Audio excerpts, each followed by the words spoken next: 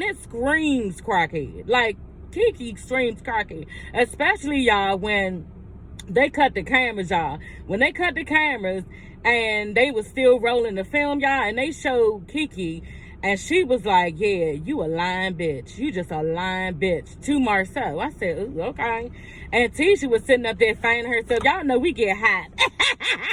She was fanning herself, you know what I'm saying? Because her weave was on point, okay? Her wig actually was on point. Her outfit was on point. And Tisha came, you know, for the girls, bitch. She really did. She came for the girls to read, and she came because she looked really, really pretty, okay? And she just was classy the whole fucking entire time. She did not drop Tisha of who she is at all, you know? And I love seeing it. But she told, what's her name? She told Kiki when she was like telling her husband, yeah, you a lying bitch, you a lying bitch, you lied about all that stuff. And Tisha was like, yeah, don't even worry about it. I know one thing, you better not come across this line and see what happened, okay? I let you get away with it once, but watch what happened. And Kiki looked like she ain't want no parts. Like, Kiki was like, bitch, you talking all that shit. And don't forget, Kiki, she already admitted that Tisha got them hands. And she kind of sort of admitted that Tisha whooped her ass before. You know what I'm saying? So I think Kiki know that Tisha could give her ass the business, and she backs down when need be. You know what I'm saying? But all this little running off at the mouth that she's doing all the time is starting to be sickening. And I think it's really the drugs talking. You know what I'm saying? She want to holler about, oh yeah, I ain't done nothing else except for pills. I don't do cocaine. I don't do crack. Bitch, I could totally see Kiki sniffing. I would not put it past her, y'all. And I ain't mad. That's what she want to do. But bitch, don't get up here acting like a whole drug addict. You know, going against your own flesh and blood. Nobody understands what's going on with Kiki and why she's doing the things that she's doing, because it doesn't make sense. You know what I'm saying? Of why you are going against your cousin, wanting this lady's marriage to fail. And just being up against her with mail. You know what I'm saying? Her enemy at the time. Like, it doesn't make sense, and it screams needing a storyline to stay on this show. Okay, so y'all, second video of the day, okay? Yeah, Love and Marriage Huntsville Part 3 reunion. So y'all, as Melanie is yelling at Stormy, go Stormy, trying to ignore Betty. You know what I'm saying? Like, Stormy just supposed to, like, straight ignore her mother and start talking to you, bitch. I don't even know where you think they do this at. You know what I'm saying? But she does it. What's puzzling is, I'm trying to figure out, how did Stormy come up with I like you when this bitch is basically yelling at you to go and talk and ignore your mother? How did that come out of that? Or is it that you're just pressed to be on this show, so you need to kiss Melanie's ass? Because I don't really even see where the connection is with wanting and needing to be this bitch friend. She already basically told you to contact her in y'all DMs when y'all had a personal relationship and actual phone numbers. So how was that? You know what I'm saying? And then on top of that, don't forget that she's the same one who didn't want to be your friend anymore. The reason why she told you contact her in her DMs is because you were starting to become friends with Destiny, okay? But the thing about that is this. You know that Destiny has been put off of this show, so you're trying to kiss Melanie's ass so that you can stay on this show. You need to stop fucking faking. Stormy faking like shit, y'all. Stormy is so pressed to be on this show to promote her business. You know, you so busy hollering about, don't nobody know who Tisha and Marceau is. Everybody know who I am, bitch. We don't know who you are until this show. You know what I'm saying? I said it in my video before. We might know of your product, which I didn't know of your product. You know what I'm saying? But we don't know the face behind it. Nobody knew Stormy. I don't think little ass Huntsville. People in Huntsville probably knew you. We didn't. So she can stop faking like she don't need this show either. You know what I'm saying? Because I'm pretty sure you like your coin. And it makes sense that the reason why you're hushing your mother up is for her to stop making it bad for you up against Melanie. Because you know that Melanie has some type of pull in people coming and going from the show.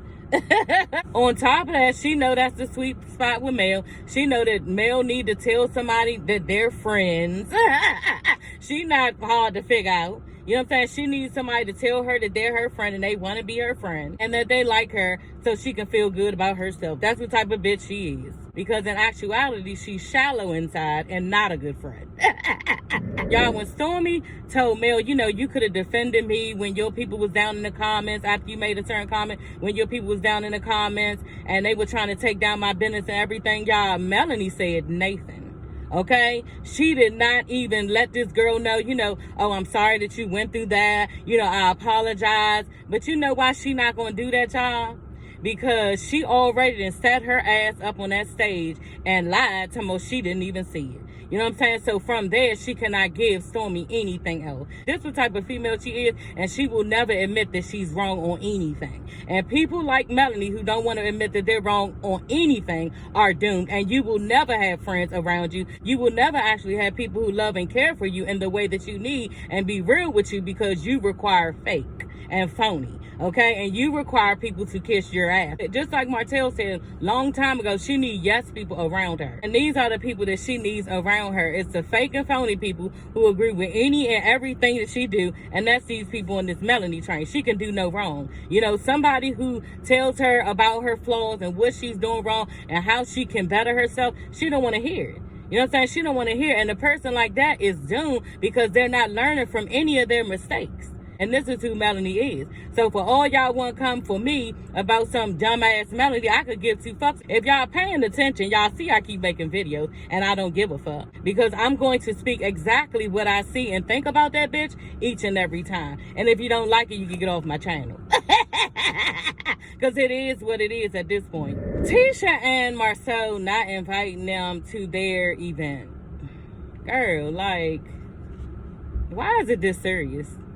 I really don't think that it would be this serious for Miss Nail, especially for her to keep on mentioning it if it was somebody else. But I just think it's a storyline for Nail to keep on trying to run with to make an issue with Tisha and Marceau.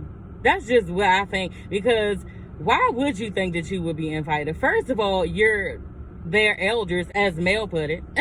And I totally agree, you're older than them. They wanted new, innovative, all this stuff as far as like more like Stormy, going towards Stormy. That's the type of look that they wanted. You know what I'm saying? And then to be honest, just like Tisha was saying, she didn't know, she slightly said it, she didn't know that Nell was an entrepreneur, you know, but she was going to invite Chris. You know what I'm saying? She did say that. But the thing about it is, yeah, they was slightly saying, her and Marceau slightly saying, they act like, you know, they really don't respect Nell's business, her childcare business, as an actual entrepreneurship. You know, this is what they saying. And because they look at her business in this type of way, they just did not invite her because it's more on some new, like, business ownership. We doing properties, you know, product stuff that is going on now. And they just don't look at childcare, y'all, as, entrepreneurship. But it is, you know what I'm saying? It is. And kudos to Nell for doing her thing for over 20 years. But I don't think they looked at it in that way. Then just like Tisha said, she didn't even really know her. You know, to be honest. So Carlos asked Nell, you know, how did she find out that her husband, Chris, was cheating? And I'm like, damn. Yeah, Marceau was like, welcome to Huntsville. I said, I know that's right. Like, damn. Yeah, bitch, you wanted to be in it. You know, she took a long pause, okay?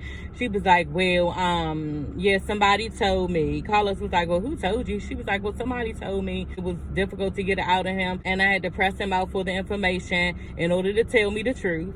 It was one woman. And she did ended up leaving him for 18 months. They were separated for 18 months.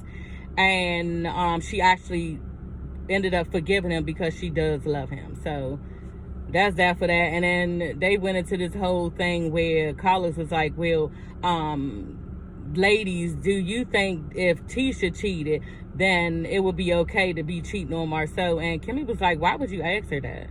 Like, you implying that Marceau actually cheated, and of course people would say, yeah, go ahead and cheat on him because you, and like the rest of the world, think that he cheated, but that's not the case. You know, just trying to be messy and trying to keep on going with that narrative that Marceau cheated and that Tisha need to go hard on him. Like, it was just disgusting to watch, and I was glad that Kimmy was disgusted by it. You know, another thing that Kimmy was disgusted by is when Carlos asked the women, did they think it was disrespectful for Martell to have a woman at the retreat?